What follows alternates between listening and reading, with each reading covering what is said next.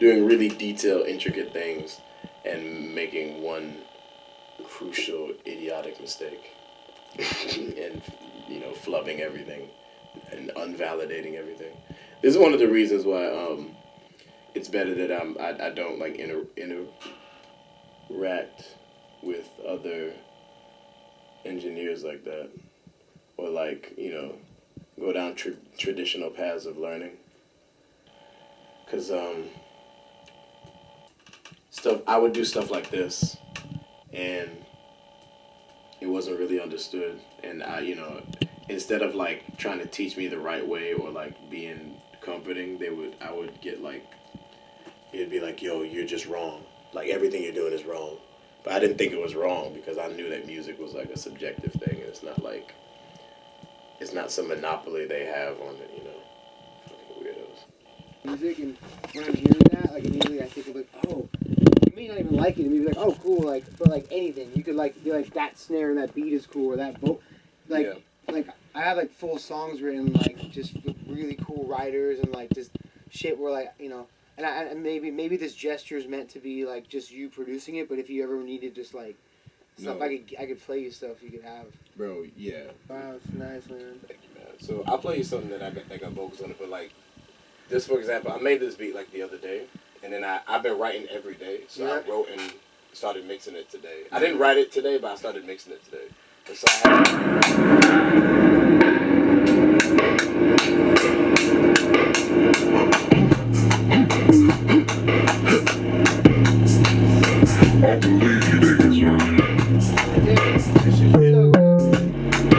had I like these speakers because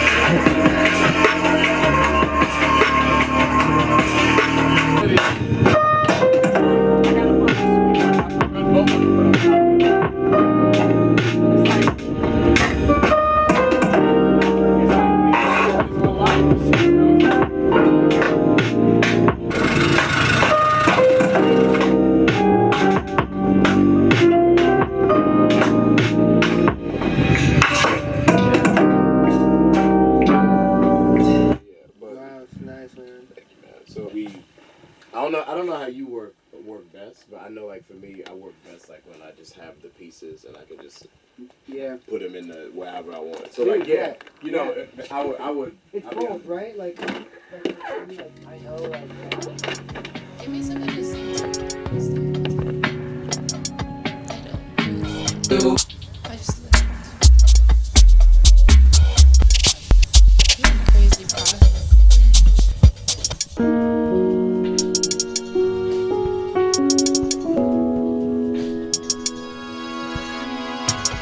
Sometimes it snows in April. Sometimes I feel so bad. Sometimes it snows in April. Sometimes I feel so bad. And then the other day, a nigga threw bourbon on me. A nigga threw bourbon and on I just felt all the bourbon, bro. Bro, I got my shit on tour too, and I was scared because of that reason right there. Only reason I got it on this run because I can't do it.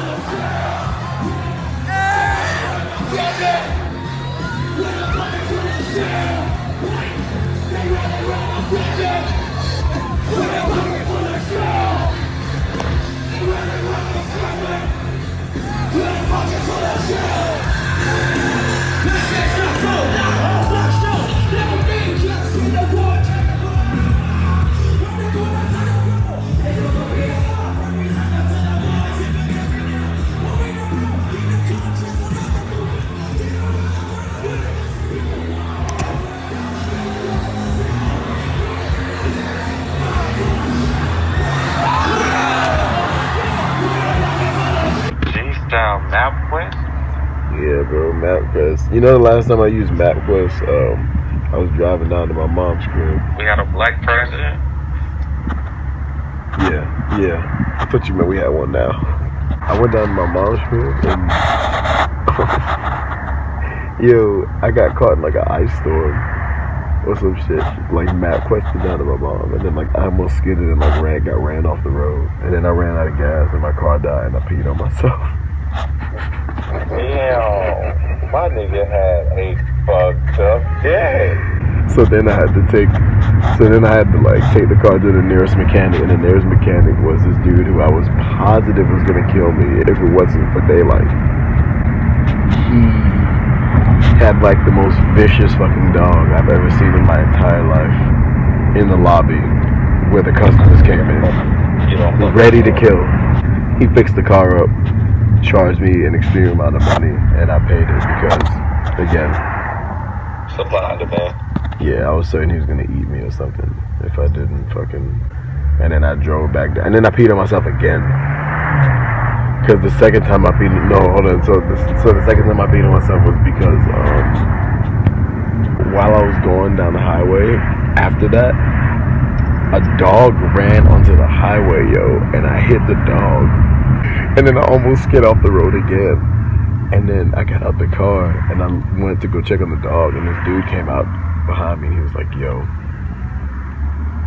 he's like, I saw what happened, don't worry. And he was like, because apparently there was a lady who was like doing something weird to the dog on the side, and he ran out like in fear, and that's why the dog was in the highway. Because like I was like, why the fuck was a dog in the middle of the goddamn freeway? Like, this is a 70-mile-per-hour freeway. It's like there's no way I could have stopped. So I felt bad. But then, you know, so after that, my bumper got ripped off, so I had to drive down and fix that too. So yeah, and then I got to my mom, and then I told her, and she was like, "Oh, cool." Yep. It's that military though. Yeah, she definitely just no-sold it. She was like, okay, regular day. It's a regular day in Jamaica, son. What do you mean? Just freeze this time. JPEG, because I like JPEGs for the resolution, the color, the size of them, everything about JPEGs I like.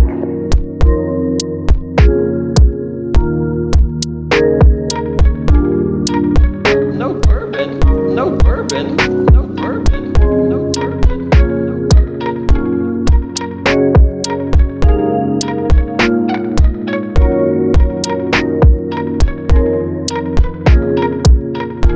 You think you know me?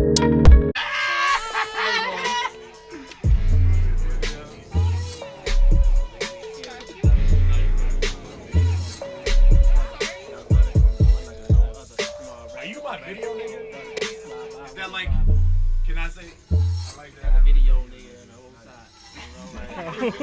He's good. He's good at what he does. You know what I mean? I have many hats, He has many hats. but not hats with one name. What's up? Yeah. What up? Yo. Yo, really thugging. What you been? Fight clubbing? And then What the all fuck my you been nails- doing? You been and all doing my bare nails- knuckle boxing or some shit? Look, and then all my nails broke.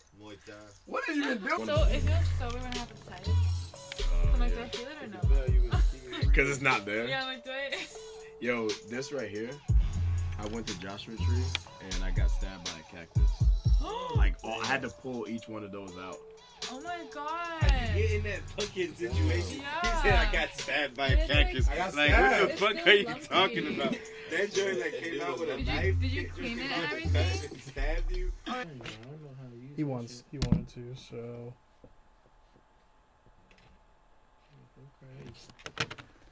Oh, is he recording? Oh, he is recording that shit.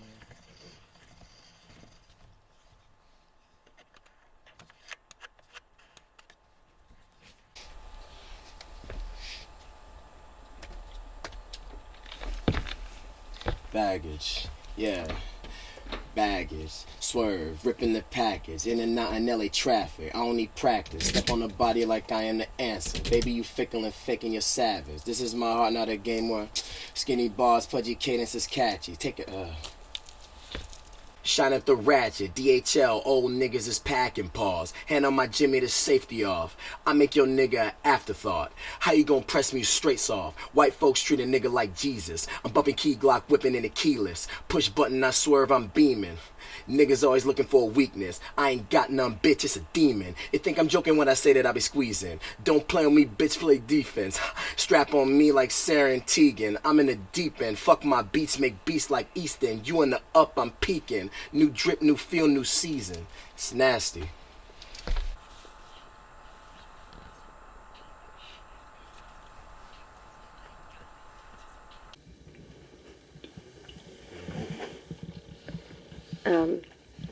I have a lot to say when I'm asked, but I don't seek out to shout my opinion at people. So I hope that with these, it paints the picture of me as like who I am, and that is somebody who just wants to do music and be left alone. You know, I just live in a society where you can't just make money off music alone. You have to like put stuff around it because the music industry is set up in a way that the artists don't make the money off their own shit. So, and anytime I try to bring this up, it's met with like eye rolls and, you know, it's like they act like it's some conundrum that can't be figured out. But it can be figured out. It's just that like, it's the same problem every other industry has. Just corrupt old white niggas at the top taking all the money and giving everybody at the bottom crumbs. And like, it becomes an issue when artists can't feed themselves.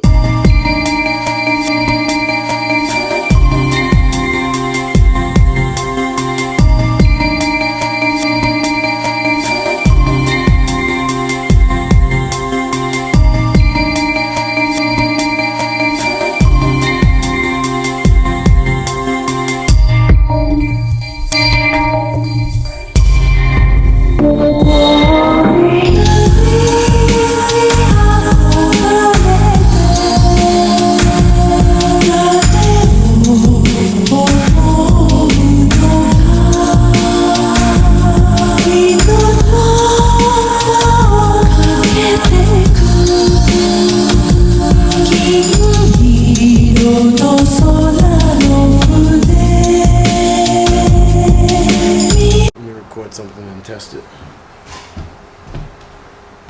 Alright. Okay, so we'd be talking like it'd be weird as shit. We'd have to be talking like this. Socially distant shit. Alright, let me see. During this whole shit with like streaming, like we were talking about Twitch the other day, like I always think, who the fuck wants to hear me talk? Like who wants to hear me sit here? Who wants to see me play a video game? Like, is there really anybody out there who's that interested in what I have to say because I make music that they like? Absolutely. Yeah, and then you start to realize like, oh, that's what a talk show host is. That's what any one of these people are, is like their perspective really is worth something and you put them on camera, but a lot of times it's not that. A lot of times it's somebody with clout, you know what I mean, gets put in a position and then there's no conversation. Even like a food show, like someone who doesn't really know food that well, but they're a cool person. And then they go to all these restaurants around the world and go, oh, it was really good. What does that tell me about anything? It's like you trying to be like that? Is that what you're trying to turn the cave into? The new rap city? Not at all. Not at all. Actually, yeah, I do have some questions for you. Hold on. What's your purpose with the cave? Like, it's not a purpose. Like, I know that because I saw when you first asked me about it, I realized like you were the first episode, and I literally was I had a couple weeks in a row where the link ups that happened just in the hallway leaving the studio were so weird. Like certain people would cross each other's paths. Like say I had a session with you and then later that night I had a session with Thundercat and no one in the world would know that like you and Thundercat walked past each other in the hallway and y'all might not even know each other or just some weird shit like that. And I was seeing shit like that happen all the time and I was like, if I had a camera just one day of the month on this little room that I work in and people saw like the types of link ups that happened, the type of people that were in here, the type of shit that went on, I feel like people would love it. even if I fuck this up and it's weird or it goes bad or whatever, like Peggy's not gonna shame me for it. He's not gonna care, and I'll just like pretend like it didn't happen or something. Like a very good community that I built up in my fan base, because so much of what I do is about making music with your friends, and I'm so open about having been broke and having fucked up and having done corny shit, and like I hope that like when kids even joke around or make a meme or do whatever, the reason they're doing that is because they listen to my shit. Since content like The Cave, I think, I'm not sure if The Cave sparked it. I would say that it probably did, but I'm not well versed in that area, so I don't know. But I don't think we sparked shit. Maybe not sparked it, but you're the biggest, the best example as far as execution goes of like something meshing the conversation and the rap. No, I mean, no, it's the truth, man, because like all these other shits, it's wrapped up in so much bullshit that you've just found it very easy. It's like there was a lane open for that and you just punched in there. It's like all these other places, Jerry Seinfeld talking in cars with comedians. It's just a conversation. It's Jerry Seinfeld. The Hot Wing Show, it's a conversation. It's Hot Wings. But with yours, it's not even really a conversation. It's just like how niggas act in the studio. You're biased when you thinking about my show, though. You were the first guest, but also you and I'm not biased. I think it's the best example in our field. But we know each other, so you can speak to the fact that like I'm not acting different.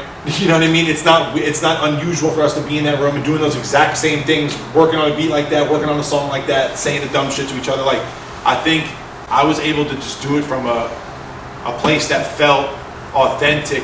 Just the most important thing, you know. I'll never order one of my plaques. You know what I mean? I don't give a fuck about the next like big check with a big artist I have coming, but I do care about. Nah. What was your experience doing those videos you did for the album and shit? Like just dropping a bunch of content with a bunch of people, like. Oh, I mean, like for me, I was just fulfilling the dream. But I mean, like that was cool. I never really saw an album marketed that way. I didn't intend for it to be a marketing thing, but I just wanted to show people I fucked with the music before anybody else. I don't want to play it for journalists or like any of these corny critics and nothing like that, or these people that are supposed to get it first. I want to play it for my peers first. The critics, I respect. You know what someone told me about Prince the other day? That's crazy. What's up? I worked at a room in Sunset Sound, which is where he used to work a lot, I guess, the studio in Hollywood. And when I was in there, they told me he used to do the whole album before he would do the album. So say he's like, okay, I got these 2 weeks to work on my next project, then I'm going back on tour or whatever. He would make an entire project, all the songs, finish it, artwork, whatever, play every single part, record it, mix it, master it, da-da-da. Okay, got that in my system. I'm ready to start. Then what he would start from then on forward would be the project that we hear. But there's entire albums before the album that he would make just to like know that like everything that he was finally putting out to people wasn't just like, you know what I mean, the first intention or like his only instinct or whatever he like. But if I have a song I know I'm going to record that day that I'm taking seriously, I record something before it just so I can like get my shit ready. So that I got that confidence when I'm like, I'm ready. But when it's you or when it's Prince or somebody and you tell like you tell us that there's whole Prince albums that he made that we'll never hear or whatever, it's a crazy thought. My favorite producer of all time is probably Madlib. I saw people say that you should challenge him to it. It was a whole thing. But I've been able to meet Otis before and like pay my respects. But I got to play him with some of the Denzel shit before it came out.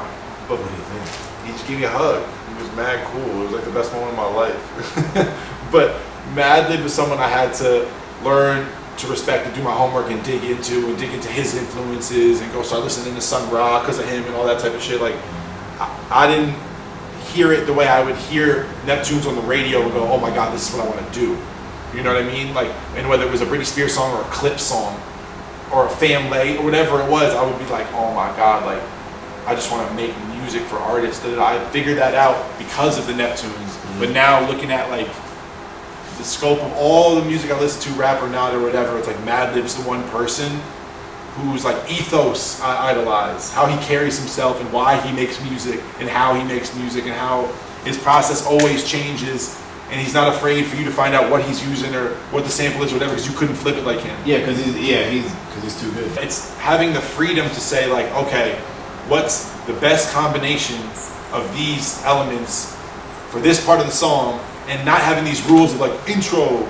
This is where the bass should hit. This is where that shit. It's like this is what makes you who you are. This is what separates you from the average producer, because like at the end of the day, the finished product is what really matters. So like however you get to that, you can talk about it. Use a loop, play guitar, however it works. Yes. No one's gonna care unless they like it. No one wants to break down a record that's whack. Yeah. No one wants to break down a trash record. You know, your music has to be made by you for a different reason than that. It's like you collaborate with people all the fucking time, but the music that works for you comes from you alone for a specific reason. There's other people though who are like, I mixed, mastered, recorded, engineered, produced this, played the. It's like that's me. Nah, you're not that. Bro. I mean, I'm not walking around like I did it, but it's like in literally I did. You do it for a different reason. Like whenever you told me to send you the Puff Daddy stems so you could touch them before it came out, I was like, if he likes the beat and he's happy with the vocal and all this, what does he need to touch it for? And then I heard what it sounded like after you put your touch on it. You know what I mean? Yeah. And there's words in the song now that people think I put in there that I did not put in there. The way you process your music and you have to hear yourself in your headphones at your house for it to feel good to you, that's why you have to do everything yourself. Not because you want to prove that you can mix. Think about the first beat I made in front of you, not Puff Daddy, the song before that. Like, think about it. People who would try to work with you, I think, are gonna do their best to pick the weirdest sound or the most different sound, or you know what I mean, something that's off the wall. And that's what the fuck I was doing when we made those songs. But now knowing you better, if I knew anything about you, I would have known that like what you're trying to do at the end of the day is like sing your ass off, you know what I mean? Or like do something that's gonna make people shake their ass, or like people don't understand that part of it until but it takes a second to really digest what you're doing and what it's for, why the music sounds the way it does. And it's not just like, oh baby, I'm bleeding, I'm in a dark room, I hate white people, I'm about to you know exactly. I mean? I'm just like that's not it. It doesn't end there. It's just like that's a piece of it, but it's like people. Because bitches is a metaphor, but like it's just like I do regular shit. I drink Hennessy, I smoke. You know, like, people think you're making like potions, like. Yeah, bro. Niggas probably think I'm in there, like, you know. And I'm sure the leather gloves the other day didn't help. Niggas know I'm just in the house. You were in the crib with leather gloves on with champagne. That was the only reason I was hesitant to talk on camera today is because last time we did this, I got blamed for the titty mouse pad. Like. I got blamed for that. No. It fully got on my shoulders, and to this day, people are like, "Oh, okay, you need to only use a titty mouse pad." Because I was trying to say that you had it, but just because it's a picture of me holding it like this, the only thing that lived on was that picture of me holding it. It's not mine though. It's Tommy Genesis' mouse pad. I'm still trying to deflate this mouse pad. It's not my mouse. It's bro. I'm gonna have to bring It's not my mouse pad. It's not. It's literally not. Perfect full circle. That's perfect. All right, that should be. Can I get another one of these? Yeah, I got you. That should be it, man. I think we're good. Yep.